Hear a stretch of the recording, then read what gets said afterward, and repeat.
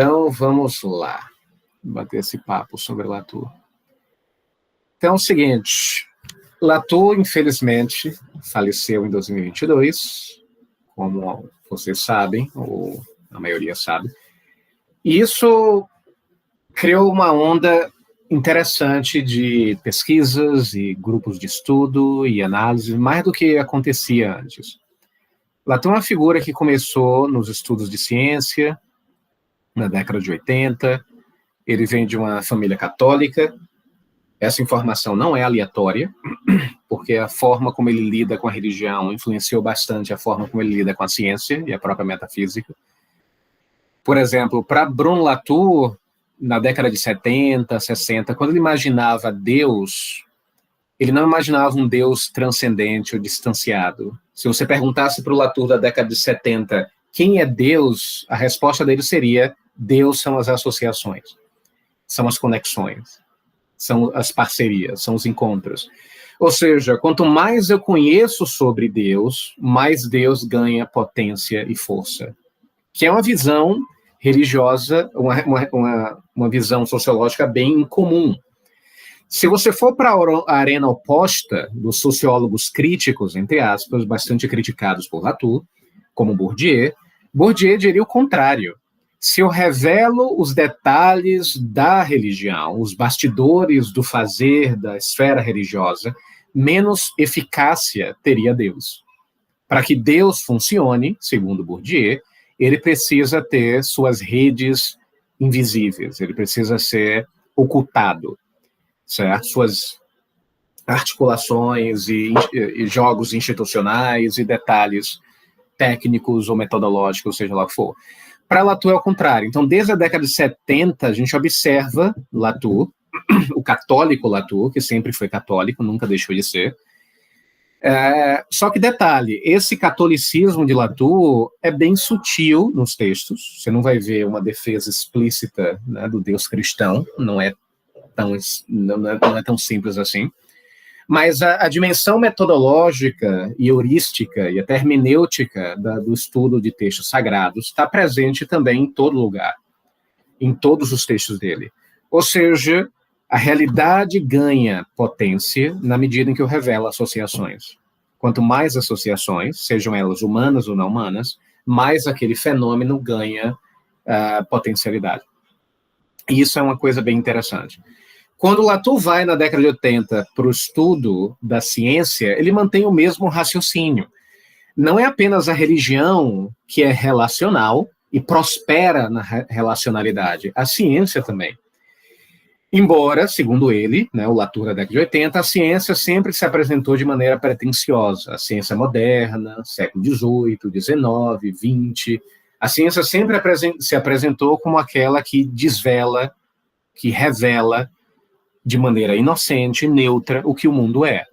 Ou seja, outras realidades, experiências distorcem o mundo, mas o cientista, ao contrário, seria aquele que supostamente revela de forma direta, tem um acesso privilegiado à natureza das coisas. Essa pretensão do cientista, Latour ele vai questionar. Só que lembrem o seguinte, esse questionamento que ele faz no início da carreira, esse questionamento da ciência, é muito mais radical do que vai acontecer depois. Na medida em que Latour vai amadurecendo, ele vai suavizando um pouco a crítica que ele faz à ciência. Na década de 80, era muito mais radical.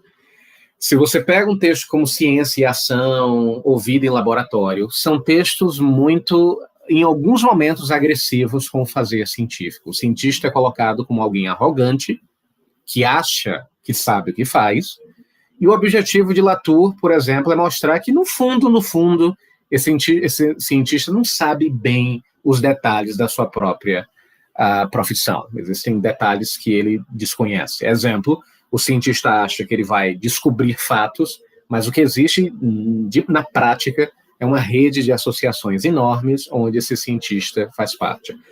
Então, esse Latour de início de carreira, ele é bem ácido e quase agressivo em relação à ciência. É claro que ele não dispensa a ciência, ele não é negacionista de maneira nenhuma, Mas é um Latour mais ácido. Alguns vão dizer que é um Latour mais pós-estrutural. Eu tenho um pouco de resistência com esse termo, mas enfim. Alguns enxergam o Latour como aquele que no início de carreira não está nem aí para o fazer científico, está criticando absurdamente a ciência, a descoberta de fatos, jogando a ciência em um poço de descrença e desconstrução. Eu discordo dessa interpretação, acho um pouco radical, mas se você vai para figuras como, esqueci agora, Alain Sokal, né? É um indivíduo, né, um cientista que fez críticas diretas a Latour. Não sei se vocês conhecem, é Sokal, não sei se vocês já ouviram falar desse indivíduo que produziu vários livros de críticas ao pós-estruturalismo e ele encaixava Latour como autor pós-estruturalista e relativista. O que a gente vai ver depois que não faz muito sentido. Por que não faz muito sentido? Porque o objetivo de Latour não é jogar a ciência fora, não é dizer que vale tudo, qualquer coisa tá aí, não estou nem aí para nada. Não é isso. O objetivo de Latour é ressignificar o fazer científico, ou seja, existem fatos na ciência, sem dúvida, mas os fatos por si mesmos não falam muita coisa. É preciso uma rede de associações enormes para que um fato tenha relevância, por exemplo, e chegue nas pessoas ou impacte elas. Algo parecido, um raciocínio parecido, que ele desenvolve aqui na década de 80, mas que recentemente ele já tinha feito, é a avaliação que ele fez da pandemia. Latour se perguntou em determinado momento, por que as pessoas não acreditam no fazer científico? Os cientistas estão dizendo para as pessoas que o lockdown é importante e que o coronavírus existe uma pesquisa científica por trás. Por que as pessoas não acreditam nisso? E a resposta de Latour é simples, porque a gente não pode partir do princípio de que bastam existirem fatos para que as pessoas se convençam. É necessário que elas vivam em um mundo onde a ciência vale a pena, onde a ciência não é apenas desconstruída, mas também reforçada. E na hora em que Latour olha ao redor, não é isso que ele via. Ele não via um espaço onde a instituição ciência era defendida ou reforçada. Pelo contrário, indivíduos ligavam à televisão e o que é que eles enxergavam? Polêmicas, queixas, traumas, coisas por trás, tretas. Isso cria, a longo prazo, um clima de insegurança institucional que afeta a vida das pessoas. Então, quando o cientista aparece, o cientista não aparece como alguém relevante, mas como alguém que está num campo de constantes suspeitas e desconstruções. Ou seja, a ciência não apenas existe para cuspir fatos no rosto das pessoas, é preciso também que ela se faça entender, né, ou se faça aparecer, ou que tenha algum impacto e que faça sentido. Se a ciência não afetar as pessoas, se ela não chega nas pessoas de alguma maneira, ela não é relevante. Ou seja, ele faz uma diferença que é interessante ao longo dos textos entre algo que é verdadeiro e algo que é real. Algo pode ser verdadeiro e não ser real para Latour, e vice-versa. Exemplo, algo pode ser verdadeiro porque é estatisticamente factual, está no mundo, mas pode não ser real porque não se materializa no mundo, não afeta as pessoas e não ganha materialidade no cotidiano. O melhor exemplo para que você entenda isso é o próprio coronavírus. Você pode imaginar que ele pode ser verdadeiro, no sentido das descobertas científicas, mas ele não pode ser necessariamente real, porque ele não faz parte da vida das pessoas, não afeta elas de nenhuma maneira, ele não está presente, embora seja verdadeiro, certo?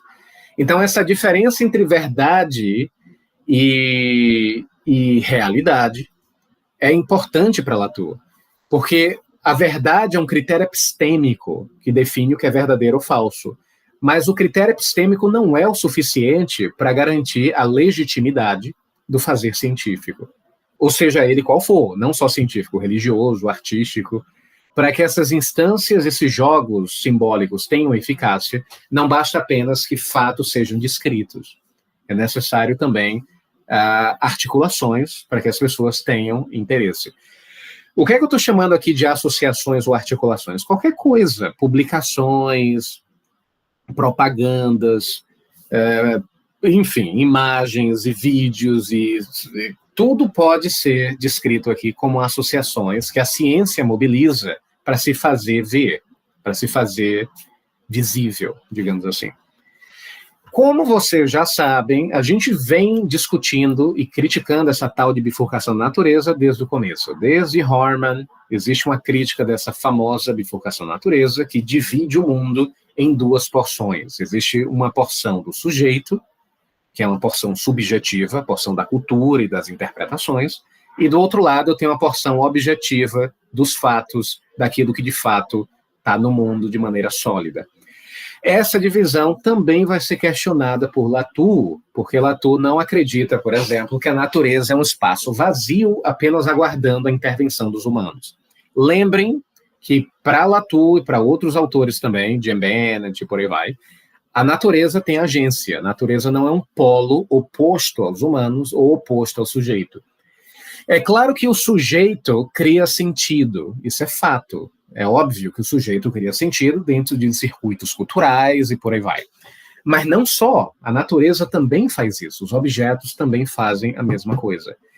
Isso, essa crítica ao ilemorfismo, lembram do ilemorfismo, a ideia de que a matéria é amorfa e a única instância de sentido é o humano que modela essa matéria dependendo da sua conveniência. Essa crítica ao ilemorfismo está presente em Bennett, está presente aqui em Latour, está presente em vários autores. A natureza não é sem forma, os objetos não são sem forma, os objetos têm agência. E aí pensa, Latour, como é que eu posso usar uma linguagem que carregue a agência dos objetos? Porque a linguagem que eu tenho disponível no bolso não carrega essa potência. Que tipo de vocabulário eu posso usar? Ele usa o termo actante. Lembrem que Jim Bennett também usa o termo actante, mas ela pegou emprestado de Bruno Latour. O que é actante é uma definição bem genérica de agência. Latour tem um debate, uma interpretação sobre agência que é bem ampla. Não tem nada a ver com Marx, não tem nada a ver com autores mais humanistas. A definição de Latour de actante é nada mais, nada menos do que aquilo que afeta e é afetado. Eu não preciso, nessa definição de Latour, de parâmetros como consciência, liberdade ou subjetividade. Esses três parâmetros que fazem parte da teoria da agência em Marx, não vai fazer em Latour. Para Latour, algo pode ser agente sem ter consciência, subjetividade ou liberdade. Se você fala isso para um marxista, ele vai dar risada da sua cara, porque para um marxista, agência demanda necessariamente consciência, subjetividade e liberdade. Certo? A teoria da praxis de Marx não funciona, por exemplo, com uma vaca. Não existe teoria de praxis de Marx para um animal ou para um objeto. Não faz sentido nenhum. Porque esses objetos e esses animais não têm subjetividade, liberdade, né, nem consciência. Ou seja, Latour ele amplia muito o conceito de agência, incluindo aqui a ideia de actante, o que permite, claro, dentro da teoria social, debates que uma tradição mais humanista, como a de Marx, não é capaz de fazer, porque o conceito de Marx é muito restrito. Quando eu digo restrita, preciso deixar bem claro, eu não estou dizendo que é inferior, porque a teoria de Marx, da teoria de agência de Marx, ela se aplica a outros contextos, a outras realidades, mas não em outras. Então, por exemplo, existe um desafio muito grande na teoria de Marx, quando a gente pensa em temas ambientais. É mais complicado. Temas ambientais ou temas ambientais mais complexos. O marxismo ele tenta, de maneira razoável, digerir o debate ambiental, colocando dentro do debate sobre capitalismo e por aí vai, mas não é o suficiente, é uma interpretação bem limitada. Quando a gente pensa na teoria de Latour, ela é perfeita para esses temas. Mas não significa dizer que ela é perfeita no sentido absoluto. Existem teorias que podem funcionar em alguns contextos e não em outros. Então, da mesma maneira que Bennett, da mesma maneira que Bryant e outros autores, não vamos falar aqui de objeto. Não existe sujeito, não existe objeto, não existe esse tipo de estrutura de linguagem binária, porque é problemático. Então, não existe sujeito, não existe objeto, a única coisa que existe na realidade é o actante. Tudo é actante aqui. O humano, a televisão, a rádio, Bolsonaro, Lula, todo mundo faz parte de um arranjo de actantes. E por que são actantes? Porque afetam e são afetados. Só isso. É uma definição bem genérica mesmo de agência, que vai ser útil para a gente no futuro. E aí, tranquilo? Dúvida? Beleza, pode seguir. Então, pois é. Latour, ele tem grandes problemas. Eu vou adiantar aqui, vou pular aqui um pouquinho. Ele tem grandes problemas com a palavra sociologia. Não sei se vocês viram o capítulo. A pergunta é, por que a palavra sociologia é tão problemática para Latour e por que ela impede uma reflexão pós-humanista efetiva? Por que toda vez que a palavra sociologia aparece, ou aparecia para Latour, ele tinha até dor de barriga? Por quê? Qual o problema da palavra sociologia? Ou ciências sociais, tanto faz. Por quê? E aí, chutes? Qual o problema com a palavra sociologia? E aí? Compreender o social como meramente composto por humanos, né? Sociedades, isso. Né? Sociedades humanas. Também, né? Tem um componente antropocêntrico, a sociologia implica relações humanas. Tem uma outra dimensão que também é criticável por Latour, que é o seguinte: o que é a sociologia? Se você pega a raiz grega da palavra, é o logos do sócio. O que é o logos? É um aparente sistema, ou estrutura, ou racionalidade. Então, existe uma estrutura ou sistema que deve ser capturado pelo sociólogo, que está lá na realidade. Existe um sócio esperando ser revelado. Da mesma maneira que a biologia seria o logos do bio, a psicologia seria o logos do psi, e por aí vai. Qual o problema disso? Esse sócio a ser revelado na sociedade não é um substantivo todo-poderoso nos bastidores do mundo. O sócio é um conjunto de associações e nada além. O problema é que a palavra sociologia traz essa bagagem substantivada, como se sociedade, por exemplo, fosse uma grande entidade nos bastidores do mundo. E aí, para ele, é um problema, porque não existe nada nos bastidores da realidade aguardando ser revelado, porque sociedade não é o substrato da realidade. Sociedade é o conjunto de associações presentes nessa mesma realidade. Então, o problema da sociologia é que ela pressupõe, né, uma substância no mundo a ser descoberta por alguém super incrível, super racional, super inteligente, chamado sociólogo. Isso é um problema. Quem é que Latour basicamente está criticando aqui? Figuras como Durkheim, figuras como Marx, figuras como Bourdieu, e outros indivíduos dentro da teoria social que se concentram, muitas vezes, nessa autonomia da esfera social. Então, o social vira um substantivo, um coletivo, ocultado nas sombras. E isso, para ele, é um problema. Ao invés de falar sociologia, porque é algo meio substantivado e antropocêntrico, ele decide pela palavra associologia, certo? Ou seja, a sociologia das associações. A sociologia estuda não o social como uma entidade ou uma esfera separada, mas ela percorre o caminho das associações. Por que ele está querendo evitar essa substancialidade do social? Por várias razões. Primeiro, porque torna o sociólogo arrogante. Quando a gente pensa em alguém como um sociólogo, capaz de revelar os bastidores do mundo, isso para ele é muito arrogante. Porque, em geral, a gente parte do princípio de que o indivíduo na vida cotidiana é idiota, alienado, estúpido, não tem a mínima ideia de nada, e cabe a mim revelar o que o mundo de fato é. Então, esse é o primeiro problema. Não vamos manter a ideia de sociologia clássica, porque ela é bem arrogante. Segundo, como o Evandro falou, é muito antropocêntrica. Falar de sociologia é quase imediato a associação com os humanos. Isso tem que ser retirado. Isso não significa que os humanos não façam parte do jogo. É claro que os humanos fazem parte e são importantes, mas, de novo, ele não é a matriz. O humano não é a matriz absoluta de mundo. Os objetos, por exemplo, aqui, fazem parte da realidade também. Uma autora que vai desenvolver essas ideias, talvez de uma maneira muito mais sofisticada até do que o Bruno Latour, é Donna Haraway, quando ela vai fazer um debate interessante da relação dos humanos com a tecnologia. Os humanos estão imbricados de forma quase simbiótica com a tecnologia. Os objetos não são apenas usados pelos humanos, mas fazem parte da nossa estrutura de realidade. Os objetos não estão simplesmente lá, depositados em um mundo, né, em um universo newtoniano, apenas aguardando serem usados. Os objetos agem e são relacionais. Exemplo, nesse exato momento, eu uso um óculos. Eu, sem um óculos, não enxergo nada. E esse tipo de tecnologia é tão incorporada no meu corpo que eu nem percebo o óculos na maior parte das vezes, a não ser quando incomoda um pouco. Em geral, está incorporado na minha forma de convivência. O uso do carro, da mesma maneira. O carro está incorporado no meu cotidiano. Eu não consigo imaginar hoje o que seria minha vida sem um carro.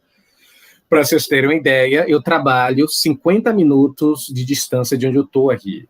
Eu trabalho na Garibaldi, né, e o meu trabalho é em Piatã, em Salvador. Então, são caminhos bem diferentes, é quase fora da cidade.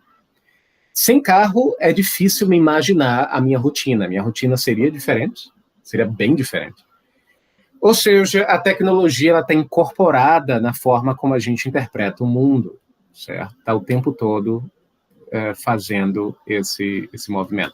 Alguns dizem que a inteligência artificial vai ter o mesmo destino no futuro. Hoje a gente tem um estranhamento, óbvio, porque é uma tecnologia nova, a gente não sabe direito o que está rolando, mas alguns dizem que no futuro essa tecnologia vai se incorporar no cotidiano, a gente nem vai perceber. Como, por exemplo, a televisão fez o mesmo processo na década de 70, como o telefone, o smartphone, fez sucesso. Né? Eu acho que foi em 2007 que ele foi lançado. Desde lá, ele foi incorporado no nosso dia a dia. A gente nem percebe mais. Eu vou dar um exemplo. Se você esquece o celular em casa, qual é a sua reação? Imagine, você saiu para o trabalho, saiu para a faculdade e esqueceu o celular em casa. Quais são as alternativas? Alternativa A, tá tudo bem, é só um celular. Ou alternativa B, você vai ficar meio agoniado. A gente vai ficar agoniado, porque vira parte do seu corpo. Então, assim, como assim eu esqueci o celular em casa? Como vai ser meu dia? Como é que eu vou organizar minha rotina se eu deixei o celular lá? Então, observe que isso mostra o grau de dependência, ou no caso de Donna Haraway, de simbiose dos objetos em relação à nossa experiência. A tecnologia, né, não é uma simples coisa que a gente usa para poder instrumentalizar o mundo. É mais complicado do que isso. Outras espécies têm uma relação mais light com a tecnologia. Os humanos não. Para os humanos, a tecnologia é parte, a extensão do nosso próprio corpo. Eu vou dar um exemplo. Provavelmente vocês já viram animais, mamíferos superiores, como o caso do chimpanzé, usando aqueles graveto para poder cutucar formigueiro e comer a formiga, como se fosse um espetinho. Isso é uma tecnologia, certo? O graveto é uma extensão do corpo do animal e ele usa aquilo para manipular o ambiente de determinada maneira. Isso é uma tecnologia, mas o uso da tecnologia nos animais, nos outros animais, é muito limitado, bem limitado. Isso, bem McLuhan. Né? McLuhan tem essa definição de tecnologia mesmo, a tecnologia como extensão das capacidades emocionais ou cognitivas do humano. Só que nos humanos, eu não uso só um graveto pontual, de maneira específica, para extrair o melhor possível do ambiente. Não é isso. O uso da tecnologia ele está incorporado no nosso corpo o tempo inteiro, sem a gente perceber. Às vezes a gente pensa na tecnologia como alguma coisa do século, sei lá, 2100, do século 22, uma coisa, né, robótica, exterminador do futuro.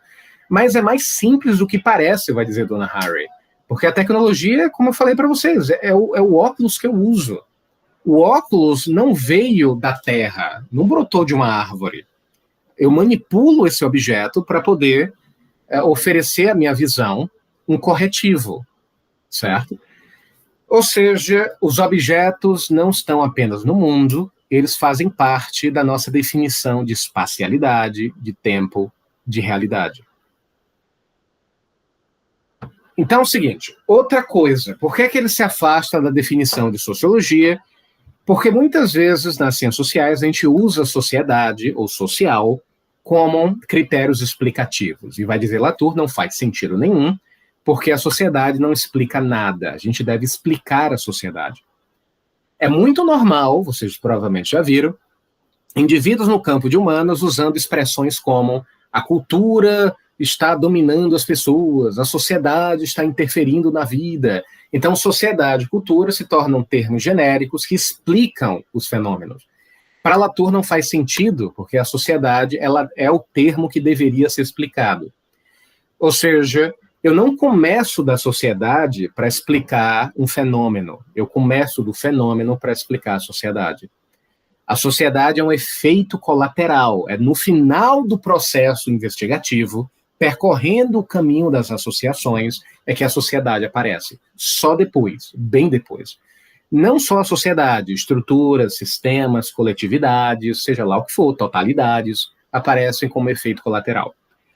Então, na medida em que eu percorro o percurso das associações do campo científico, eu descubro, no final das contas, o que a ciência é. Mas a ciência não é um ponto de partida inevitável que eu uso para compreender tudo. Pelo contrário. O melhor exemplo para entender o que eu estou dizendo aqui, imagine que você vai para um médico, você está com a dor, certo? Você está com a dor dentro de você, você não sabe exatamente o que é e você está preocupado. Você chega lá no médico e diz, médico, eu não estou legal, me examine. Aí o médico examina e você espera dele uma resposta clara, certo? Exatamente qual é o problema, porque você está sofrendo. E aí o que é que o médico diz? Ele diz, olhe, Vitor, o seu problema está na totalidade do seu organismo. Esse é o problema, é a totalidade do organismo.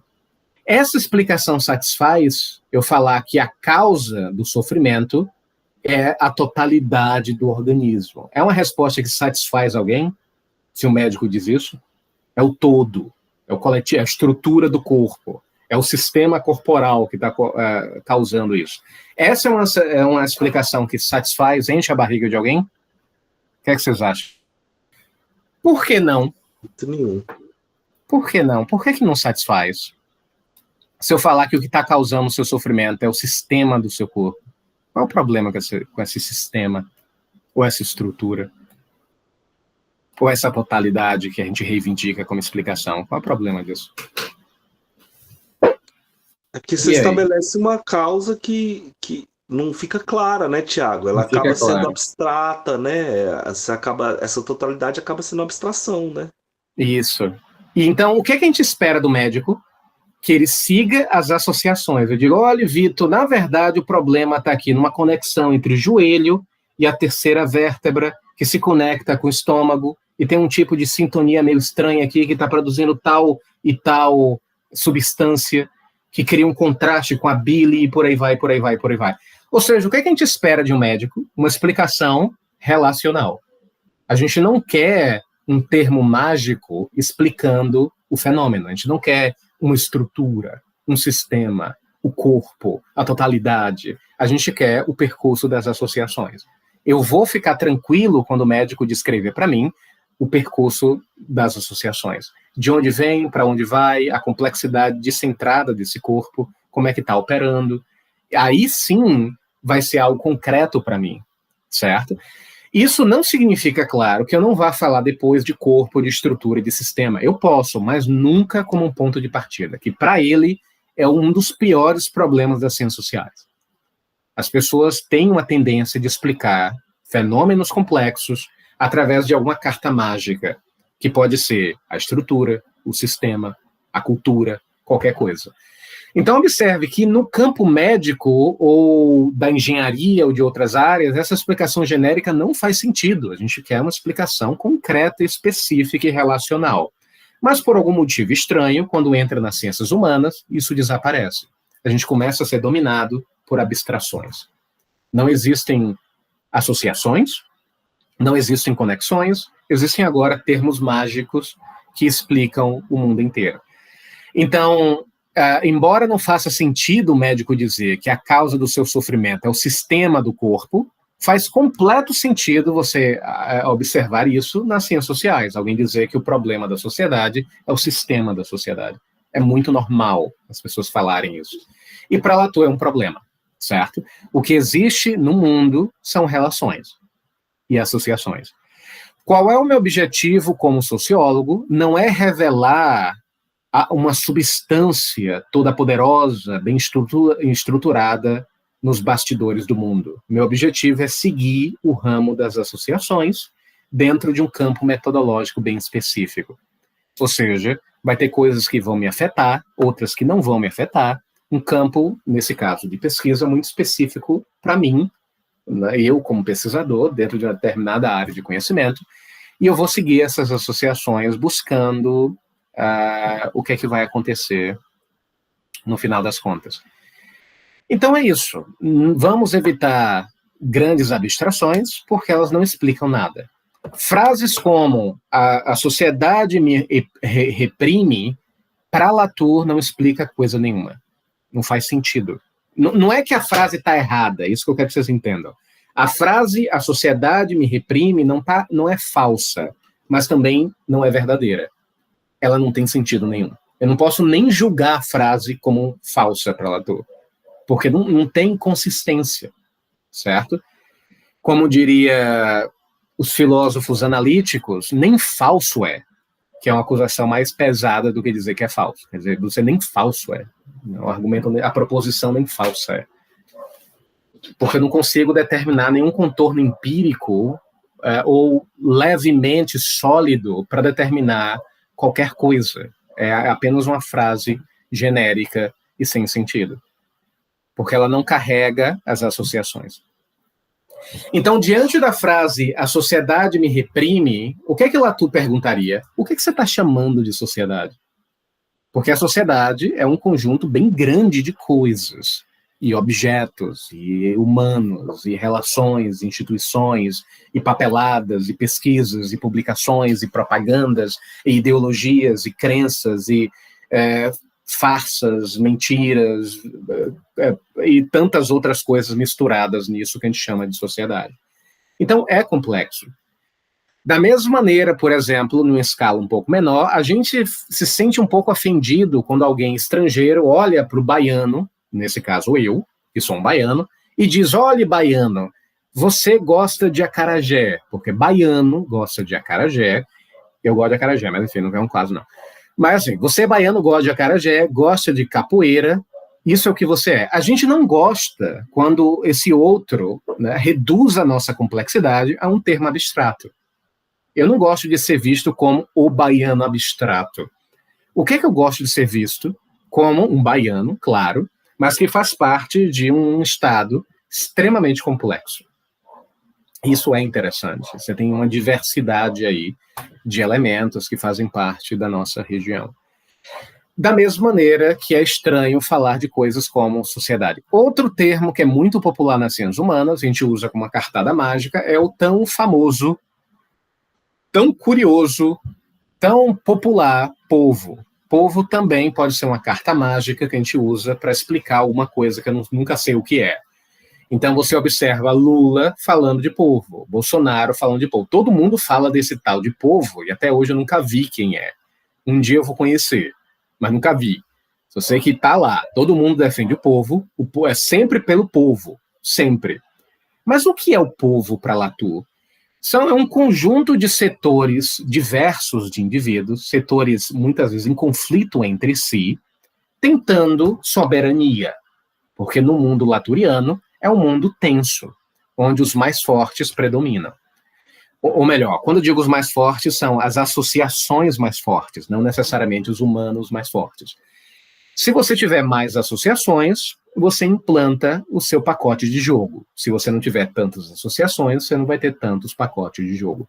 Funciona mais ou menos como as redes sociais. Se você tiver uma rede grande de gente, sua mensagem chega ao maior número de gente. Se você tiver uma rede limitada, não vai chegar tão longe assim. E aí, tranquilo?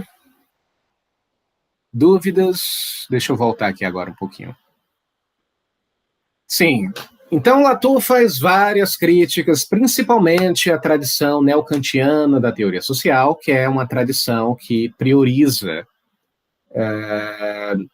como é que eu posso dizer, prioriza conceitos como estruturas e sistemas e cultura, premissas, né, a priori, que supostamente explicariam a realidade. Então, nesse caso, o objetivo do sociólogo kantiano é descobrir os bastidores do mundo, que pode ser um jogo de linguagem, um jogo de poder, uma cultura, um discurso, uma ideologia, ou seja lá o que for. Então, nunca estou falando do mundo enquanto tal, como um objeto que com agência, mas sempre dos bastidores que supostamente definem o que o mundo é. Isso não significa para Latour que relações de poder não são importantes, pelo contrário. A teoria, pelo menos do Latour mais de juventude, o Latour de juventude ele gosta do conceito de poder.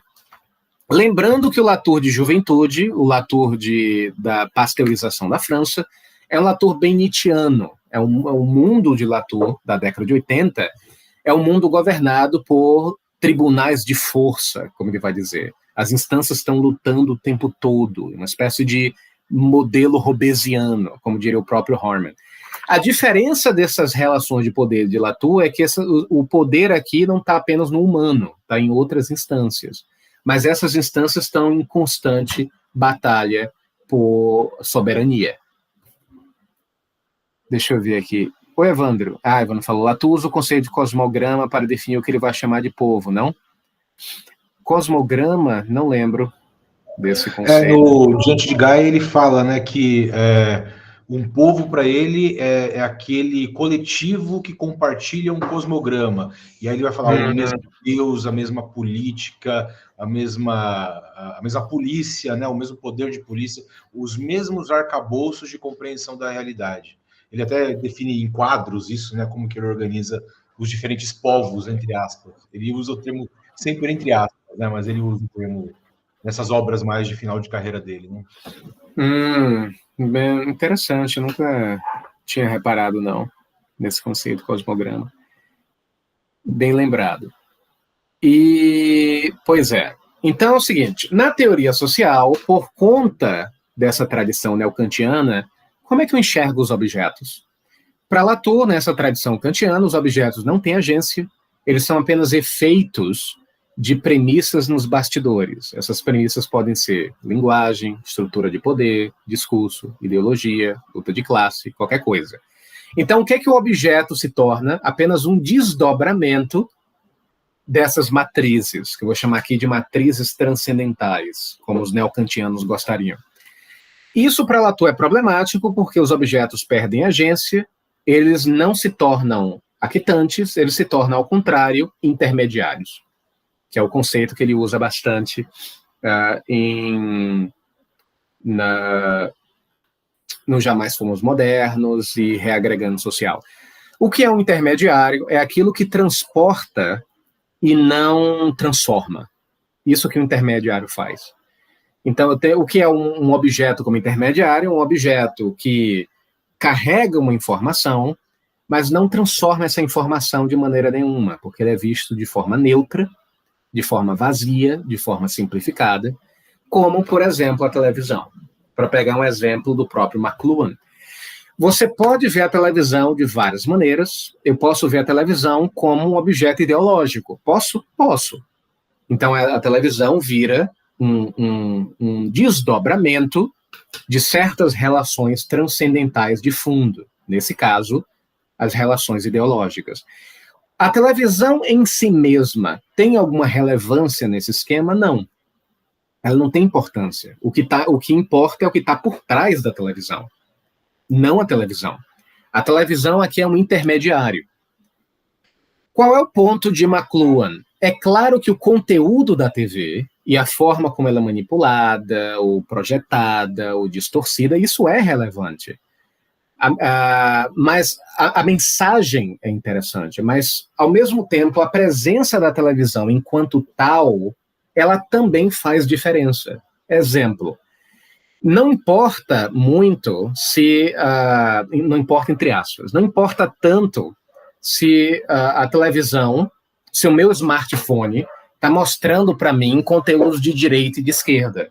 É claro que esse uso da direita ou o uso da esquerda pode ser um tema interessante de pesquisa, Mas a presença do smartphone enquanto tal, enquanto objeto que está sempre no meu bolso, desde a hora que eu acordo até a hora que eu vou dormir, isso redefine o campo de relações. Deixa eu ver aqui, Thaís falou, para McLuhan, o meio marca a mensagem a partir de suas próprias características. Sim. Como é a frase que ele dizia? A mídia é a mensagem? Alguma coisa assim. A mídia é a mensagem, ou seja, a mídia enquanto tal, ela é uma mensagem, ela já carrega um significado embutido. Quando eu saio da rádio para a TV, as relações sociais mudam, porque a minha forma de se comunicar no rádio é diferente da TV. Para McLuhan, a relação com a TV era uma relação mais passiva, que é uma característica de filósofos da década de 60, 70, que tinham uma tendência de ver a televisão de maneira bem negativa. Não é à toa que vocês conhecem, provavelmente, claro, uma das séries mais famosas e talvez mais antigas da TV brasileira, que fazem uma espécie de sátira da sociedade norte-americana e da presença da TV na sociedade norte-americana, que é qual? Qual é essa série clássica de humor que revolucionou a década de 80 e está até hoje presente na TV brasileira e em plataformas? Faz uma crítica da TV mesmo, né? da família norte-americana clássica e a relação direta com a TV. Sim. Qual é? Simpsons. Simpsons é um exemplo perfeito do que McLuhan está falando. A televisão, segundo ele, claro, a televisão é uma mídia passiva, onde o indivíduo fica ali sentado, recebendo informações, ele não processa as informações. Homer Simpson é um exemplo claro disso. É uma figura idiota, representada como uma figura idiota, que não pensa, não tem inteligência, que só quer comer na frente do sofá, recebendo passivamente informações.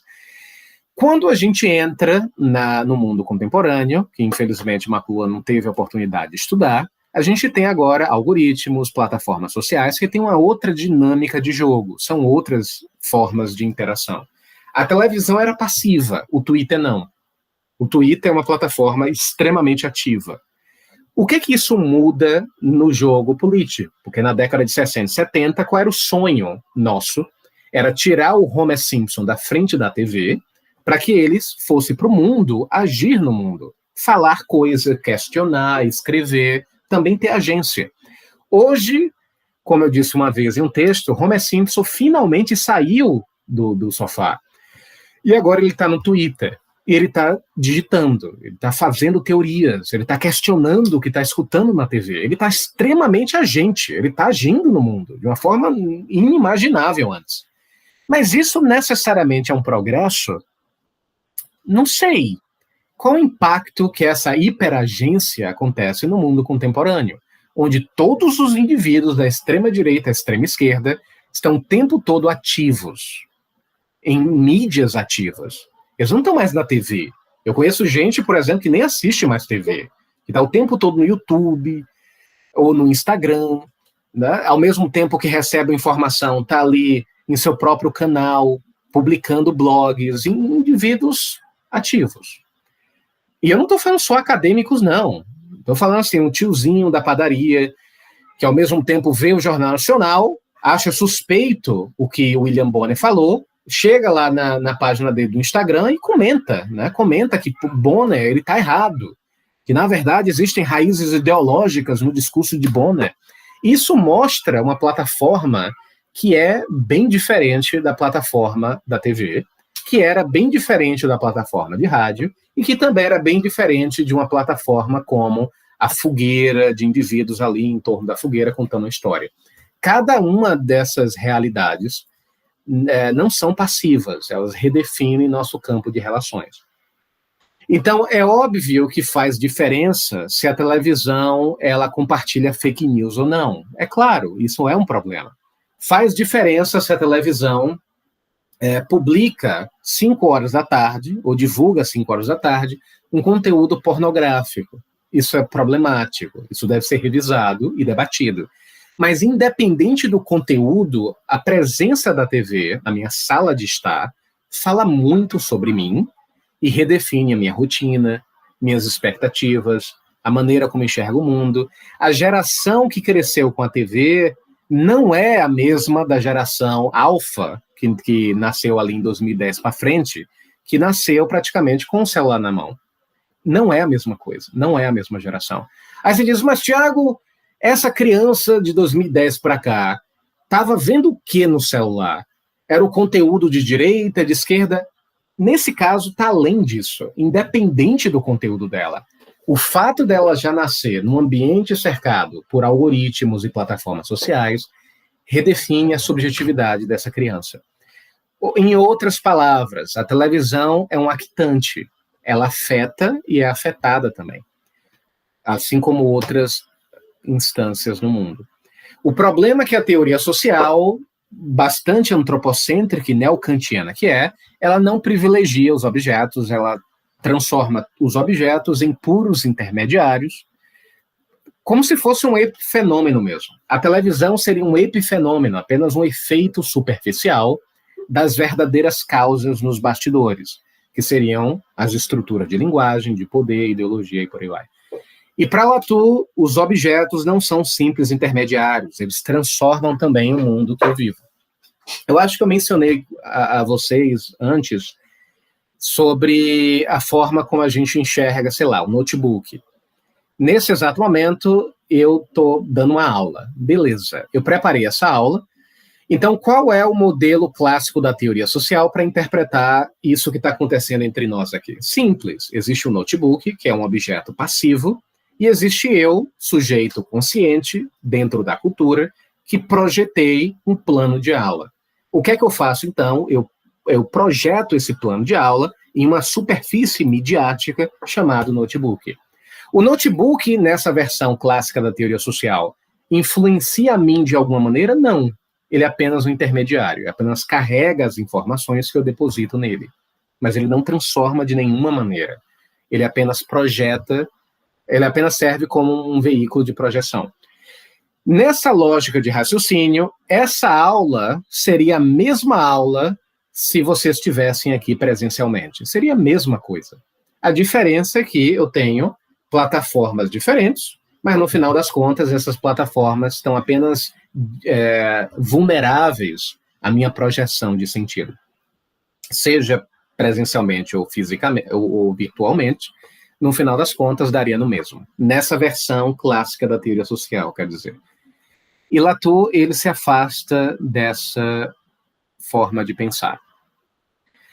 Então é isso, eu coloquei aqui o outro idiota, que é um problema também das ciências sociais e humanas, quando eu considero o meu interlocutor como um indivíduo estúpido que não tem nada para contribuir.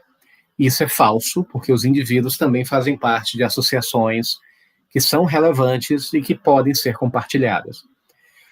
O problema é que as ciências sociais, segundo Latour, são uma área bem pretensiosa, embora a gente não confesse. Eu não sei se vocês já chegaram a um ponto de falar para alguém, olha, eu vou ali assistir um filme da Marvel, como eu assisti recentemente. O filme do Quarteto Fantástico. Não, o Quarteto Fantástico é da Marvel? Ixi, agora me perdi. Da Marvel? É da Marvel. É da Marvel. Se você fala isso para um sociólogo clássico, o que é que um sociólogo diria? Tudo bem, você foi assistir o filme da Marvel e você está dizendo para mim que você foi porque você gosta de assistir. Mas isso é falso. Você acha que assistiu porque você queria, mas existem certas forças nos bastidores e essas forças, na verdade, são as responsáveis pela sua ação. Resumindo, eu não vou ouvir o que você tem para dizer, porque você é idiota. Então, eu não vou escutar. O que eu quero de verdade são as verdadeiras causas que apenas eu, supostamente, sou capaz de revelar. Para Latour, essa forma de pensamento empobrece a rede de associações, porque eu não vou escutar o que o outro tem para dizer e nem vou precisar prestar atenção para o comportamento do outro. Tudo isso desaparece. O que interessa é uma suposta estrutura transcendental que está nos bastidores, dando sentido para a coisa toda. É mais ou menos um sociólogo clássico estudar religião. É muito complicado. Porque o que é que o sociólogo clássico vai dizer? Eu não vou ouvir o que o povo tem a dizer, eu não vou seguir as práticas desse indivíduo, as associações internas no cotidiano deles, eu não estou nem aí para isso. O que de fato interessa é o que está nos bastidores. O que é que está nos bastidores? A ideologia do capitalismo, alguma coisa assim, que no fundo seria a verdadeira causa explicativa da prática religiosa. Essa forma de pensar é muito simplista para Latour. Isso tira do horizonte as associações. Isso significa que capitalismo não é relevante? Não é isso, é claro que é. O capitalismo como um conjunto de relações é importante para Latour. Mas o capitalismo é um vetor de sentido dentro de várias. Existem muitos outros. E, nesse caso, o meu interlocutor tem algo para me ensinar. Eu tenho algo para aprender com esse indivíduo lá fora. Não apenas com o que ele tem para falar, mas também na rotina desse outro.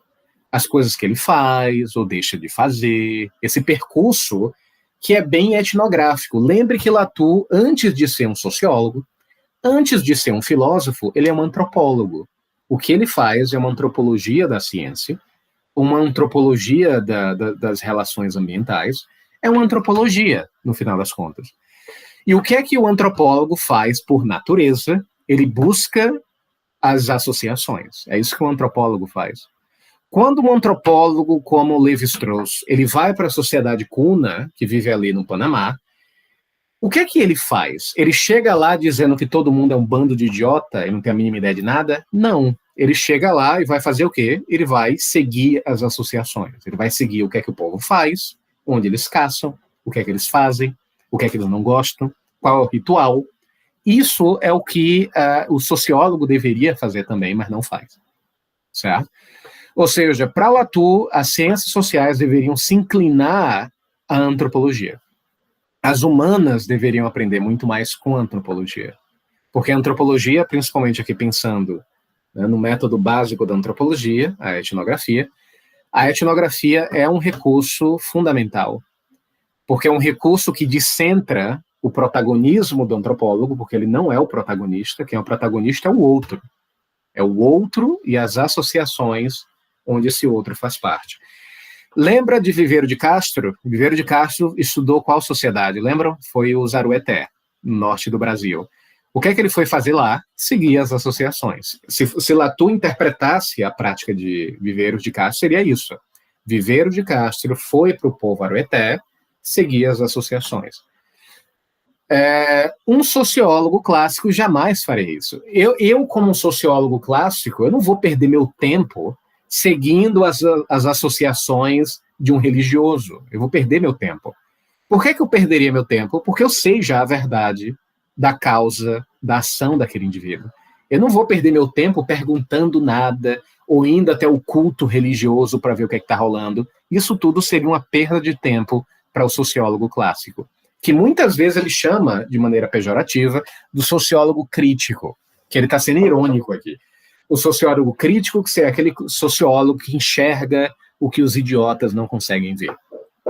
E isso é um problema para Latour.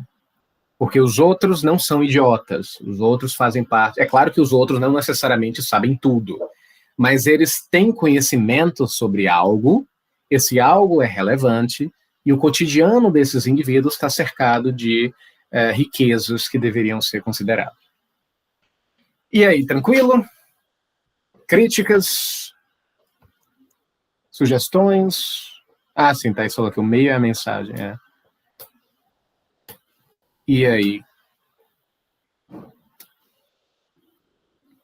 Deixa eu ver aqui. Então, continuando.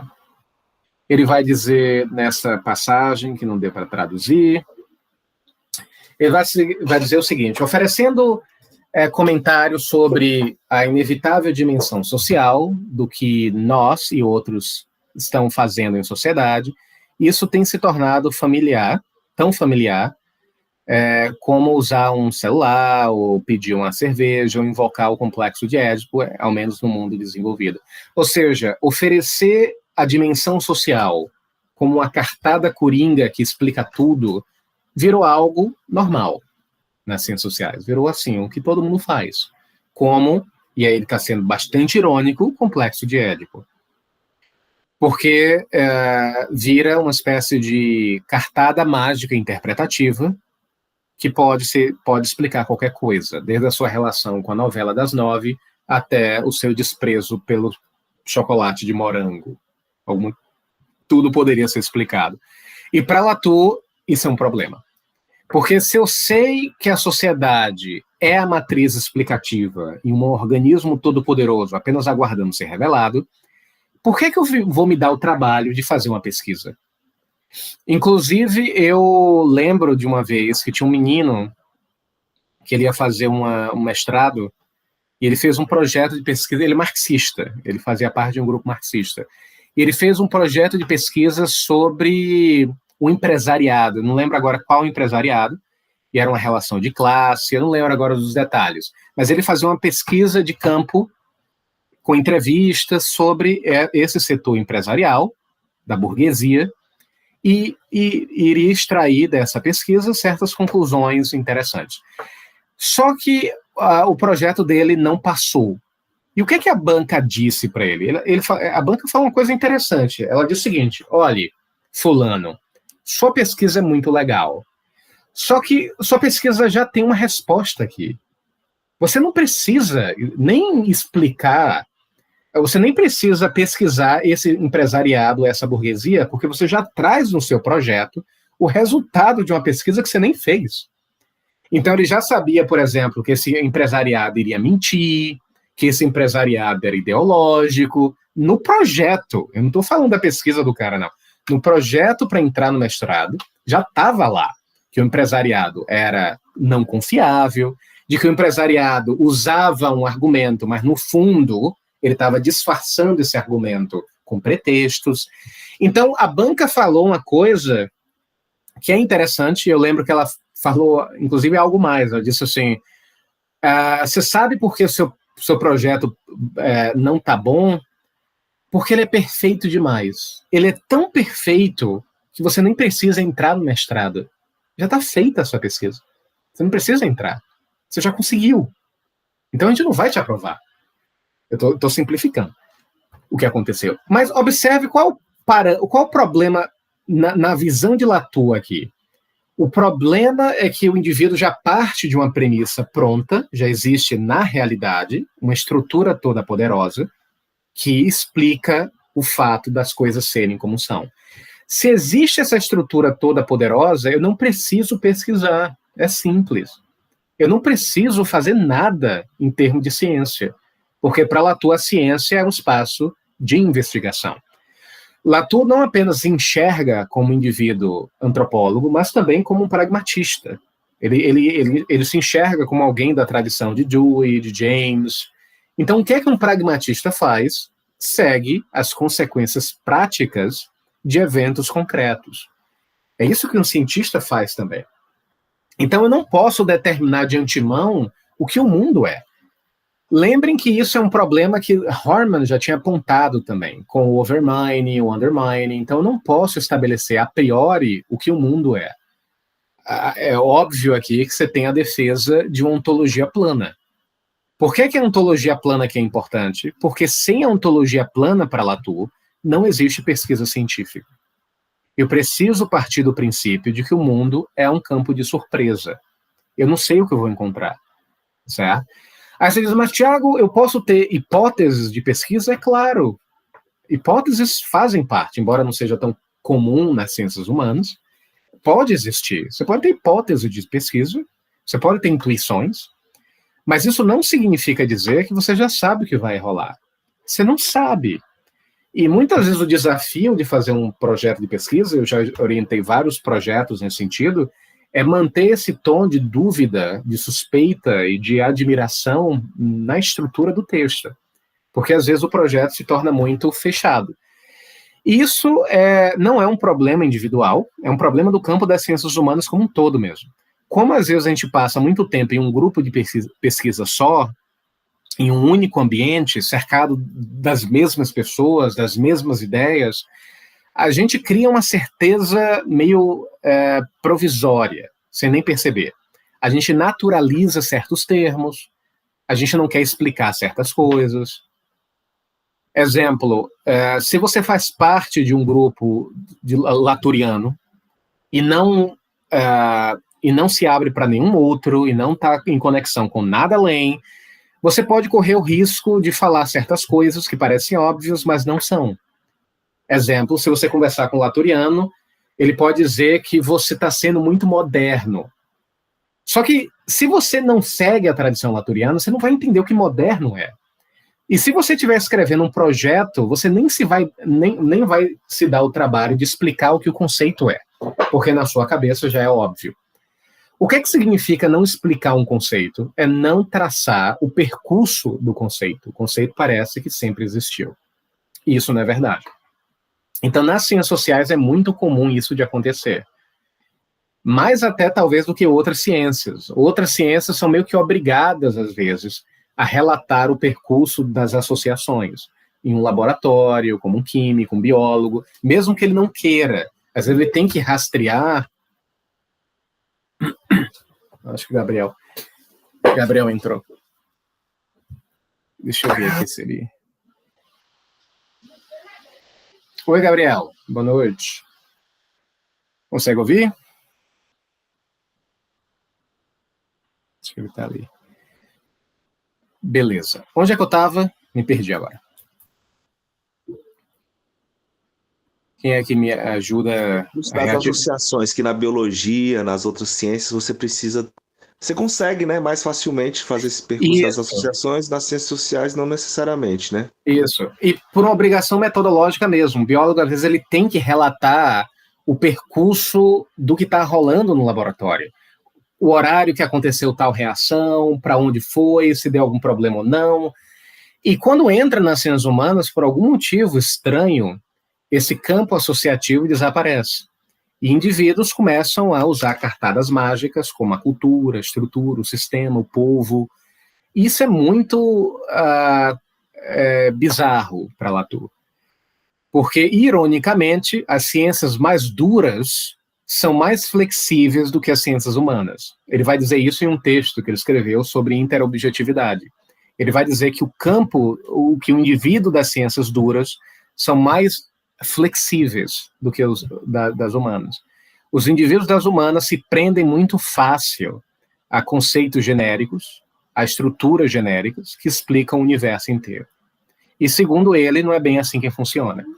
Um químico, para Latour, ele sabe o limite metodológico da sua pesquisa. Dificilmente um químico vai entrar no campo do biólogo e chamar o biólogo de idiota, por exemplo. É raro, isso não vai acontecer.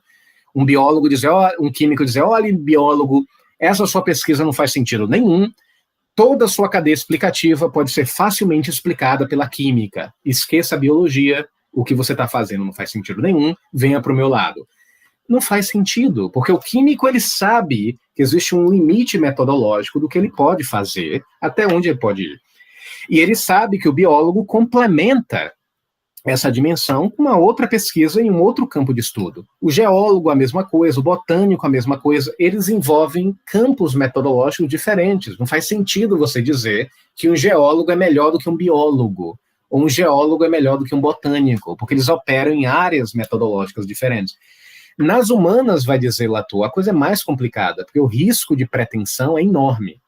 Então, é muito comum você dizer, ou observar um sociólogo, que olha para um religioso e chama o religioso de idiota, e diz que ele não sabe de fato o que o mundo é. Ou um sociólogo falando que um físico não sabe o que ele de fato é. Ou qualquer coisa. É normal a área das humanas intervir em outras esferas, sem nem pedir licença. Sem nem pedir assim, por favor, posso entrar? Nem isso.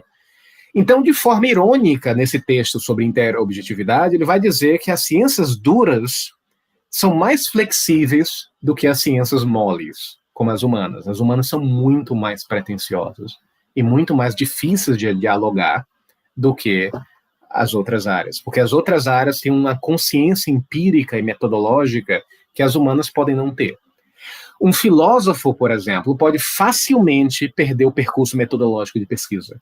Ele pode esquecer completamente de onde ele veio, o que é que ele está querendo responder, qual é o contexto histórico dele, ele pode perder tudo isso e, de repente, começar a falar simplesmente sobre a estrutura da realidade. Isso é um problema para Latour. Aí você diz, professor, mas um filósofo, um sociólogo não tem uma metafísica a oferecer ao mundo? Tem. Mas a metafísica aqui, para Latour, é o que ele chama de uma metafísica empírica. É uma metafísica que é muito mais uma sugestão metodológica em um certo campo de estudo. A metafísica, para ele, não é uma descoberta das profundezas da realidade que foram obscurecidas por idiotas ao longo dos séculos. Não é isso.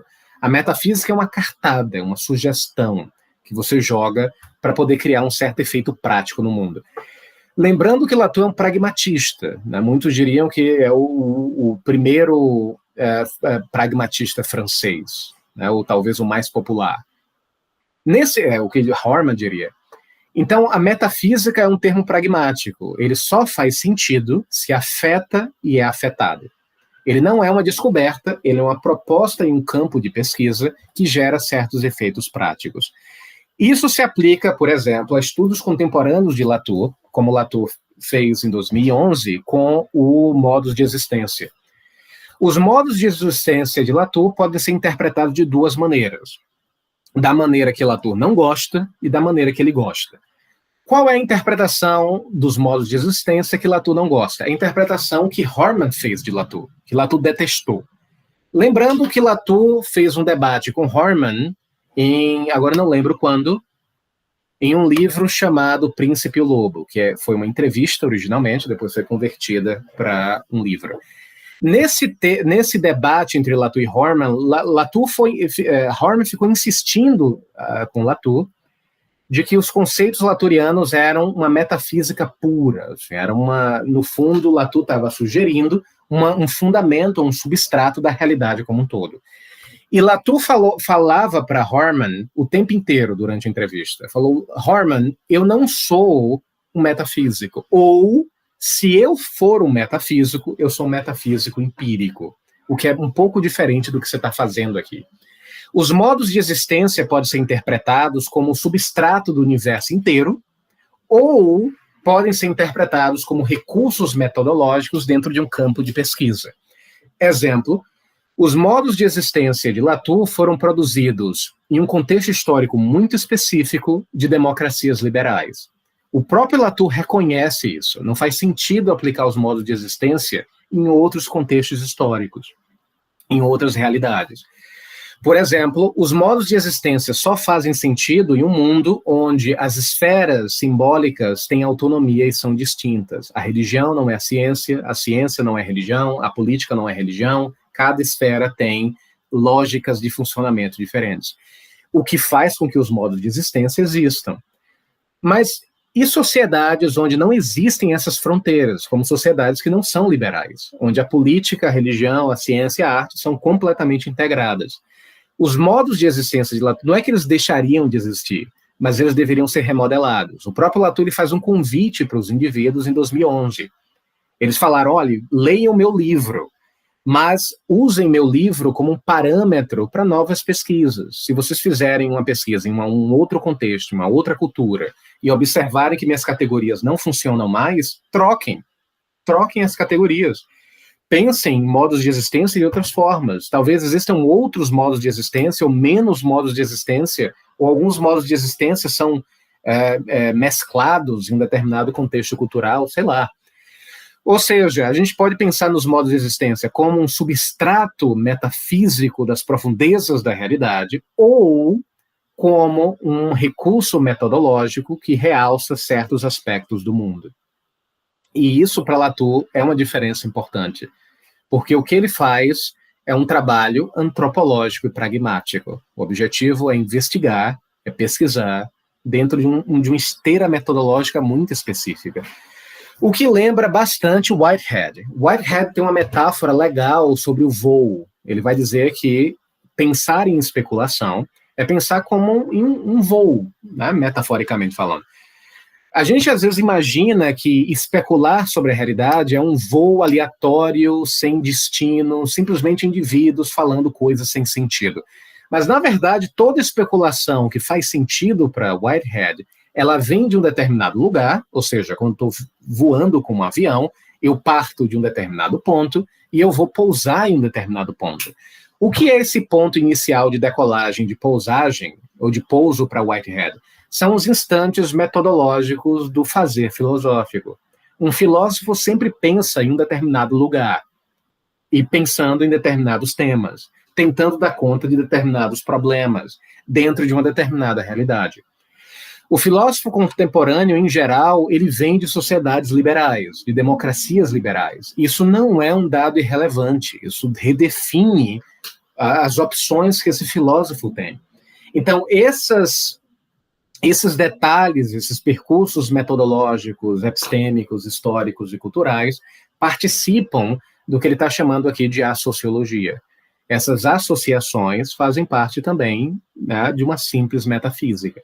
A metafísica não é uma revelação, mas é muito mais uma conexão, é uma articulação. A gente articula certas premissas metafísicas, tendo em vista demandas específicas e mundos específicos, e isso pode trazer efeitos bons ou ruins, a gente nunca sabe, eu nunca posso definir de antemão.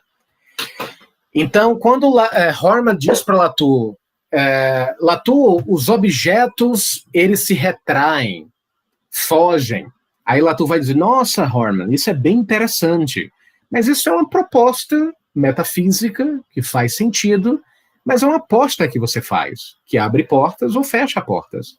Mas não significa dizer que Horman, ele descobriu que os objetos escapam ou fogem, ou seja lá o que for. É uma aposta. Lembrem, e o próprio Whitehead vai dizer isso, quando a gente fala de premissas metafísicas, só existem duas opções. Ou você compra a premissa, ou você não compra. Você não prova ou desprova. Não é à toa que ainda hoje indivíduos leem Platão, Aristóteles, Kant, Hegel. Você nunca vai conseguir superar filósofos. Não existe, não tem como você provar que um filósofo estava errado ou não. A única coisa que a gente faz na filosofia é abandonar certas filosofias ou não. Às vezes certas filosofias eram populares no passado, como, por exemplo, Merleau-Ponty, era super renomado e badalado na década de 60 e 70, e hoje pouquíssimos falam de Merleau-Ponty, ou não tanto assim, não tanto quanto no passado. Isso não significa que Merleau-Ponty foi refutado, significa que ele foi abandonado. Com o tempo, outros interesses surgiram, outras demandas, e ele ficou meio escanteado em nome de outras filosofias e outras preocupações. Por exemplo, por que no mundo contemporâneo essas teorias realistas que aparecem no horizonte, novos materialismos, novos realismos, por que elas se tornam relevantes? Por que apareceram agora? Por que ganham força agora? Não é aleatório. E não é também porque elas estão falando a verdade. Não é simplesmente por isso. É porque elas se tornaram relevantes. Elas se tornaram relevantes em um mundo contemporâneo. Qual é o mundo contemporâneo que Latour ele tenta analisar? É o mundo de problemas ambientais graves, complexos, problemas políticos também complexos. É esse mundo específico que Latour aparece. O que não significa, de novo, que os modos de existência de Latour são verdades que ele descreve das profundezas do ser. Não. São propostas metodológicas, embora, claro, tenham um fundo metafísico evidente, mas que têm efeitos práticos.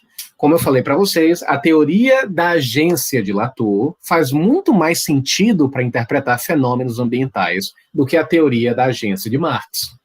Mas em nenhum momento a gente pode chegar à conclusão de que Latour é melhor do que Marx, porque não faz sentido. São metafísicas, são projetos metafísicos.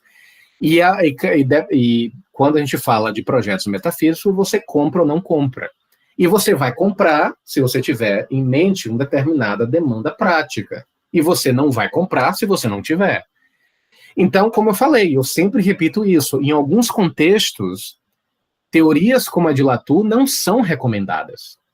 Da mesma maneira que, dependendo da sua doença mental, você não vai para um psicanalista, você vai para um analista do comportamento, porque tem uma outra demanda.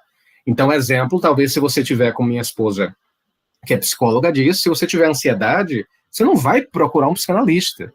O mais recomendável é um analista do comportamento. São ferramentais diferentes, é claro que são teorias diferentes, são propostas metafísicas diferentes também, mas têm implicações diferentes no mundo complexo, concreto. Então, nesse caso, depende muito da demanda. Por que eu acho que, às vezes, a teoria de Latour não é recomendável? Porque propostas como a de Latour são metafísicas que eu chamo de metafísicas descentradas. É que não existe um centro, não existe um parâmetro vertical, e isso é bom e ruim ao mesmo tempo. Se você quiser fazer uma análise de um fenômeno como violência contra a mulher, é pouquíssimo recomendável Latour nesse caso. Porque você não quer descentrar a análise, você não quer fazer uma análise descentrada onde a agência está em várias instâncias. Ou seja, em geral, você não quer descentrar a responsabilidade. E com Latour, você vai fazer. Se você usa a teoria latouriana, uma metafísica que tenha razoavelmente uma ontologia plana, você vai descentrar a análise. E se você descentra a análise, você descentra a agência. Se você descentra a agência, você descentra a responsabilidade. E isso pode ser perigoso em certos objetos de pesquisa. Em outros, pelo contrário, não. Exemplo, temas ambientais, é perfeito isso. Você descentra a análise e convida várias agências para fazer parte de um tema e um debate complexo. Isso é legal. Mas se eu falar, de novo, de violência contra a criança, é muito difícil você usar uma abordagem dessa, porque não vai ajudar tanto assim. Porque você não quer descentrar a responsabilidade. Você quer saber exatamente qual é o fator, qual é o ator que está causando o sofrimento. E por aí vai. Enfim, essas abordagens descentradas têm efeitos bons, têm efeitos ruins. E quando a gente fala do campo metafísico, eu sempre repito em aulas, em palestras, seja lá o que for, não existe metafísica que pode ser provada ou não. Embora filósofos eles tenham uma tendência de pedir ajuda para a ciência, para tentar dar uma justificada em seus projetos metafísicos, na prática é bem difícil. Exemplo, Timothy Morton, ele tem uma tendência de ir para a física quântica para buscar um pouco de consolo. Então, existe um projeto metafísico dele, ele vai para a física quântica para ver se ele acha algum tipo de suporte emocional. É normal filósofos fazerem isso, para tentar dar um suporte um pouco mais de consistência a um projeto metafísico que, em geral, é instável. Mas não funciona muito bem. A ciência não pode dar um consolo sólido bastante para o filósofo se sentir confortável. Porque é metafísica. Em metafísica, você não prova, até pela própria natureza do nome. Então, para Latour, ou você compra o projeto, ou você não compra. E você só vai comprar ou não vai comprar dependendo de uma certa esteira pragmática no seu campo de investigação. Então, exemplo, por que é que o meu grupo de pesquisa de marxismo, o que eu fazia parte, eles amavam Marx, amavam o projeto humanista, digamos, de Marx, e não gostavam de Latour. É porque eram idiotas? Não, porque eles tinham outras preocupações. Tem outras demandas, que não são as mesmas de Latour. As preocupações de um marxista não são as preocupações de um latouriano. Eles estão preocupados com coisas diferentes. Beleza. E aí, tranquilos? Dúvidas, questionamentos, críticas a Latour, a mim? Muito boa essa parte. A Harman. Essa parte final é muito boa. Isso. Ou seja, resumindo, respeitem seus coleguinhas marxistas. Eu sei que eles são difíceis às vezes, eu sei, mas eles são pessoas, humanos, que merecem respeito, certo? Não bata no coleguinha, apenas abracem o marxista, porque ele também é gente. Eu digo isso porque eu sou, de alguma maneira, marxista também, em algum grau, ainda permanece aqui. Foram 5 anos em um grupo marxista. E 5 anos não é pouca coisa, não. Sim, e aí? Tranquilo? Deixa eu ver aqui se tem alguma coisa que eu não vi. Perdão, atraso. Sim. Tranquilo. Pronto. Pois é. Então, O mundo de Latour não é um mundo apenas povoado por humanos, todo mundo já sabe disso. Então, o mundo laturiano é o mundo das interobjetividades, onde objetos se relacionam entre si, com os humanos, uma espécie de rede complexa de relações. Isso é legal. Então, qual é o papel do humano em um mundo tão diverso, tão complexo, tão descentrado? O máximo que o humano faz no mundo de Latour é ser um diplomata, que é um conceito que ele traz inicialmente no Investigações sobre Modos de Existência, um texto de 2011. Então, nesse texto, Modos de Existência, aparece a figura do diplomata. Para ele, é isso que a gente faz. Quando eu digo a gente, não é só Dona Maria da padaria. Sou eu, cientista, a gente negocia, é o que o diplomata faz, a gente faz negociações. E essas negociações produzem efeitos no mundo. Eu não determino nada na minha vida, embora eu queira determinar. Eu tenho a sensação de que o mundo está sob meu controle e eu posso fazer alguma coisa sobre esse mundo. Mas isso é uma ficção. O máximo que eu faço, inclusive no meu dia a dia, é negociar. Eu negocio com quem? Eu negocio com humanos, eu negocio com objetos. Quando minha máquina de lavar quebra, eu tenho que negociar com aquele aquitante que agora, por conta dessa quebra, redefine o meu dia a dia. Eu tenho que, o tempo todo, negociar com coisas que me ultrapassam. Se dependesse de mim, nada quebrava na minha vida. Pessoas não adoeciam, pessoas não morriam, coisas não frustravam, se dependesse de mim. Mas o mundo não depende de mim. Eu preciso o tempo todo negociar. E existe a figura do diplomata porque o mundo tem autonomia. Se o mundo fosse uma extensão de um delírio, né, o mundo não precisaria ser negociado. Exemplo, para Latour, o mundo do sociólogo crítico não precisa de negociação, porque na cabeça desse indivíduo crítico, ele já sabe exatamente o que o mundo é. Já existe um grande sistema ou estrutura nos bastidores do universo inteiro, é uma grande matriz paranoica, onde está tudo racionalizável, logo eu não preciso negociar, porque eu já sei o que o mundo é, para onde ele vai e os contornos dessa mesma realidade. Ou seja, o diplomata é o sujeito laturiano por excelência. Ele não é que ele precisa ser diplomata, no fundo ele não tem escolha. Todo mundo é diplomata. A diferença é que a gente tem indivíduos que reconhecem essa posição e outros que negam. Mas a diplomacia, como eu escrevi aqui, não é um método que eu aplico, é uma estrutura ontológica da realidade. A realidade negocia, os humanos negociam, objetos negociam, animais negociam, tudo negocia. Não é opcional. Você vai fazer, porque o mundo não te deixa quieto. Ou seja, nesse caso, eu posso negar essa diplomacia. Eu posso dizer e fingir que ela não existe.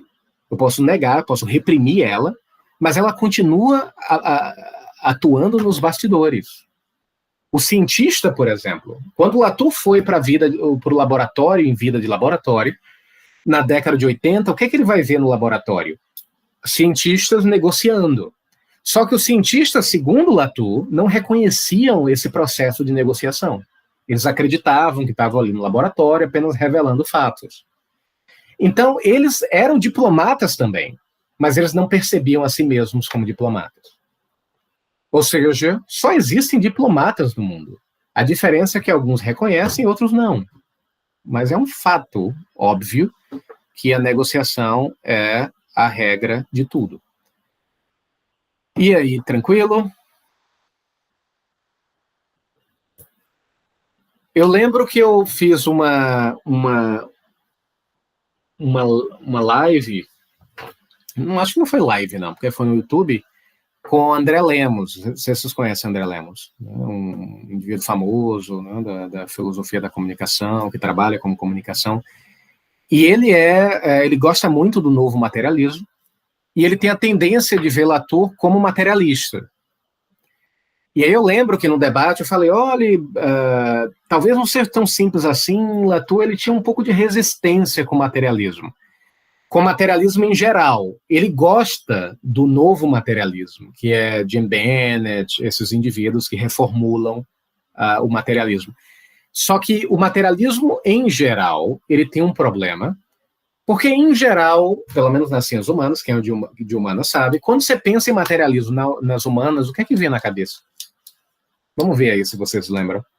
O que é materialismo nas ciências humanas? Na filosofia, talvez seja mais diverso. Mas nas ciências humanas, e principalmente nas ciências sociais, isso, Thaís falou, Marx. Marx é sinônimo de materialismo. As pessoas nem se dão trabalho de falar materialismo histórico, nem se dá o trabalho, porque é óbvio que materialismo é materialismo histórico, vira sinônimo. Então, nas ciências sociais, materialismo é o que Marx faz, e nada além. Então, essa materialidade para Latour é um problema, por quê? Porque para Latour, Marx ele reduz o materialismo a um conjunto específico de materiais que Marx considera relevante, que são as relações econômicas. E para Latour, isso não é materialismo suficiente, porque para ser materialista de verdade, segundo para Latour, você tem que considerar outras materialidades, e não apenas as relações econômicas. As relações econômicas não deveriam ser a matriz de funcionamento. Outras instâncias são materiais e deveriam ser consideradas. Jim Bennett pega essa ideia de Latour e radicaliza mais e vai dizer, por exemplo, que o corpo pode ser uma materialidade. Por que não? Por que não seria? Muitos indivíduos olham para Foucault, para os pós-estruturalistas e dizem que esse debate de corpo é algo idealista. E aí vai dizer Jim Bennett, quem disse que é idealista? Porque esses indivíduos estão falando de corpo, e corpo é matéria também. Por que isso também não é matéria? Por que Foucault não é um materialista também? Por que embora eu ache que Foucault não é materialista, e eu acho, eu tenho preconceito, mas enfim, eu não estou falando de mim. No caso de Jim Bennett, Foucault, ele é um materialista porque ele fala de corpo, e corpo é uma entidade material. Só que vá falar isso para um marxista. Chegue para um marxista um dia, mas não chegue muito perto, não. Fale um pouco à distância, certo? Para não ter muito contato. Porque ele vai te bater. Se você chegar para um marxista e falar, marxista, Foucault, ele é um materialista. O corpo é uma materialidade relevante. Espere a reação do marxista. Depois me conte, se você sobreviver. Ele não vai gostar disso, porque não faz sentido dizer que o corpo é materialidade. Corpo não é material. Corpo é um efeito. Certo? Um efeito de outras instâncias mais relevantes. Relações de classe, sei lá o que for. Certo? Da mesma maneira que Foucault não seria visto como um materialista. Inclusive, eu tinha um professor chamado Câmara que dava aula de Teoria Social 2. Não, Teoria Social 2, que era teoria contemporânea. E ele tinha que montar a ementa, que inclusive era o professor também do meu grupo de pesquisa de marxista. E eu lembro que ele odiava falar de Foucault. Ele tinha que incluir Foucault, porque era um curso de teoria social contemporânea, e você gostando ou não de Foucault, você tem que incluir o cara. E ele falava o quanto ele odiava falar de Foucault. Né? O que ele não gostava de maneira nenhuma, que para ele não fazia sentido falar desses autores como Foucault, Gilles Deleuze, né, em materialidades, e virtualidades, e rizomas, e não sei o que lá. Para ele não fazia sentido nenhum. Porque a verdadeira materialidade, o verdadeiro cerne material da estrutura da realidade, não é o corpo, não é a linguagem, é as relações de troca.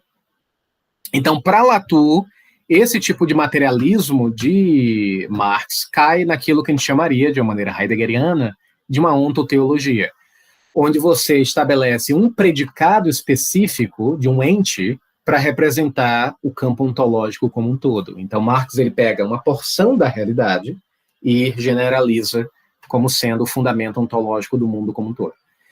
É por isso que é difícil, e eu estou falando do marxismo ortodoxo aqui, porque existem outras versões do marxismo, é preciso deixar bem claro. Lembrando que alguns autores interpretam Gilles Deleuze como marxista, só que, obviamente, ele não é um marxista tradicional, ele tem uma versão muito específica de marxismo. Inclusive, você pode muito bem ler o Anti-Édipo de Gilles Deleuze como uma reconstrução do marxismo e da própria psicanálise, sem nenhum problema. Enfim, De qualquer maneira, se você pergunta para um marxista ortodoxo, ou tente perguntar para um marxista ortodoxo o que não é capitalismo, ele não vai saber responder. Porque capitalismo não é um termo específico dentro do mundo. O capitalismo é a estrutura do mundo. Então não existe fora do mundo, só existe dentro.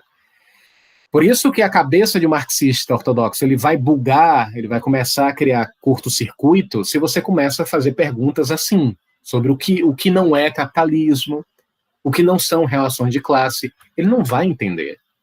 Porque essas relações de classe não são apenas relações de classe, elas são um substrato de todas as outras relações.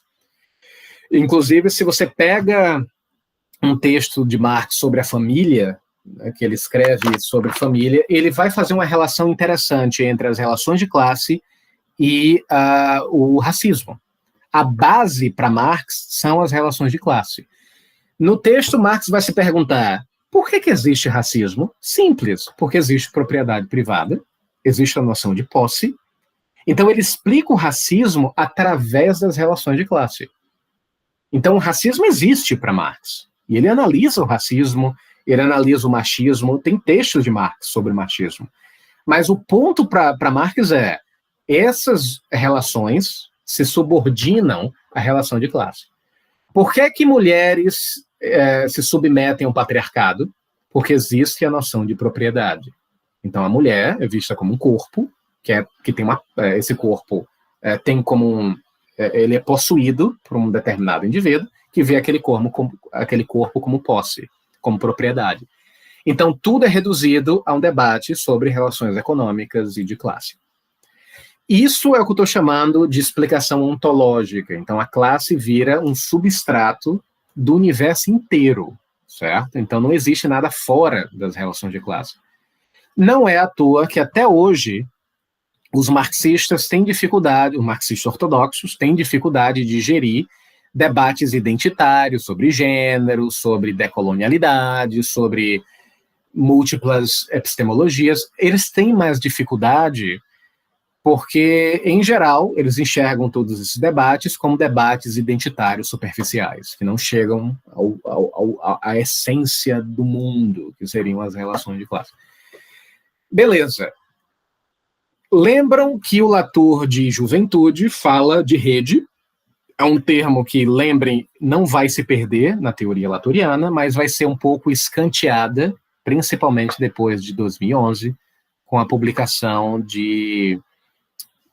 dos modos de existência. A rede continua presente, mas a rede vai virar apenas um modo de existência dentro de outros. Mas na Juventude, a rede era mais do que isso. A rede não era apenas uma instância dentro da ontologia de Latour, a rede era a ontologia de Latour. Era tudo, certo? A base explicativa de Latour para qualquer coisa era a rede.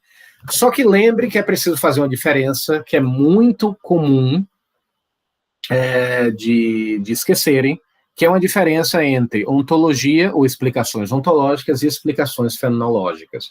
O que é que eu estou chamando de explicação fenomenológica aqui? É uma explicação que diz respeito à experiência cotidiana dos indivíduos. Então, uma interpretação específica minha. Onde é que eu estou querendo chegar? A rede é um elemento ontológico, mas não fenomenológico. Em que sentido?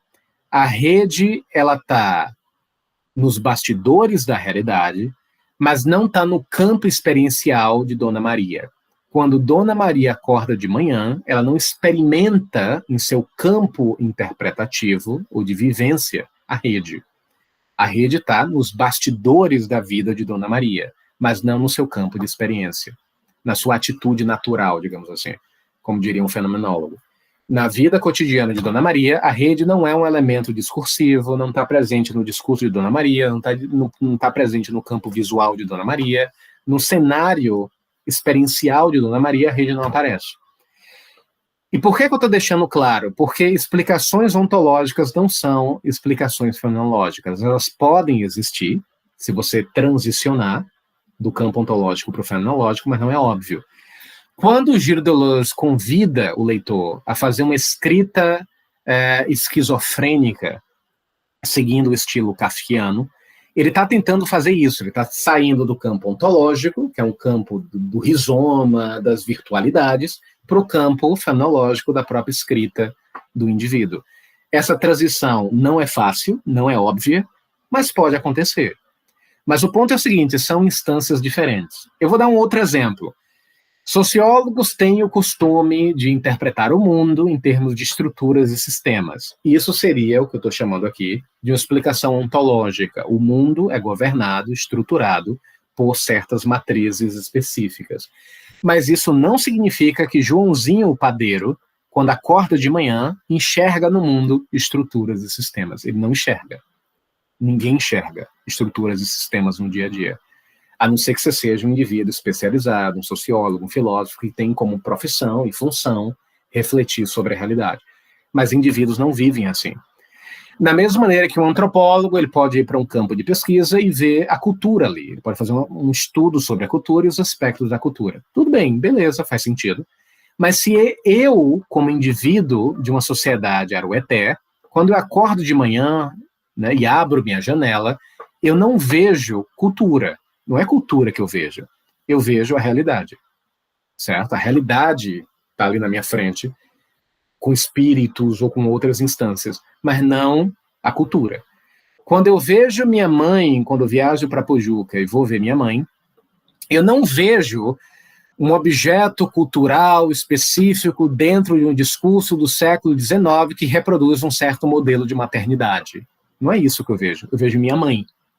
Aquela materialidade evidente, que está no meu campo de experiência, não é a mesma coisa de quando um sociólogo interpreta as relações familiares ou de gênero. Então, lembrem, a análise laturiana é ontológica, sempre foi, certo? A diferença, claro, como eu falei para vocês, é que essa ontologia laturiana, ou essa metafísica laturiana, e eu estou entendendo metafísica e ontologia como sinônimo aqui, embora nem sempre seja assim, essa metafísica laturiana é uma metafísica empírica. Ela é uma sugestão, é uma carta que ele lança na mesa, que tem efeitos práticos interessantes, e ele, inclusive, acha que deve ser, sim, materializado no mundo, em políticas públicas, em outras formas de agência. E aí, dúvidas, críticas, queixas, comentários aleatórios? Cadê? Quase chegando ao fim. Tudo tranquilo. Então é o seguinte, lembram do animismo? Não lembra mais, você não lembra mais, né? Cadê a memória? O que é o animismo? Ah, certo, Thaís. Animismo, a gente viu ali as coisas têm vida, né, também. Isso. Estão animadas. Isso. Beleza, essa é a ideia. O que é que Latour vai propor? Um neoanimismo, um retorno ao animismo, porque lembrem que no Ocidente o animismo é ridicularizado. Existem duas formas de ver o animismo, uma como algo infantil, produzido por crianças infantilizadas que enxergam cadeiras falando e coisa do tipo. E o outro modelo é o animismo como ideologia, ou o animismo como fetichismo. Lembra que o fetichismo é a versão pejorativa do animismo? Quando Marx falava do fetichismo da mercadoria, é como se fosse o animismo da mercadoria. Só que ele usa fetichismo para poder ridicularizar. Então, Latour observa que no Ocidente o animismo não é bem visto. É visto como algo negativo, como algo inferior, como algo infantil. E ele vai recuperar o sentido real, entre aspas, do animismo. O animismo é algo interessante. Ele mostra para mim um campo vivo, pulsante, de coisas que têm agência. Quando você vai numa sociedade arueté, o que é que você enxerga? Um mundo onde as coisas têm alma, têm agência, têm potência, têm relevância. Então vamos, segundo Latour, resgatar esse animismo de uma outra maneira.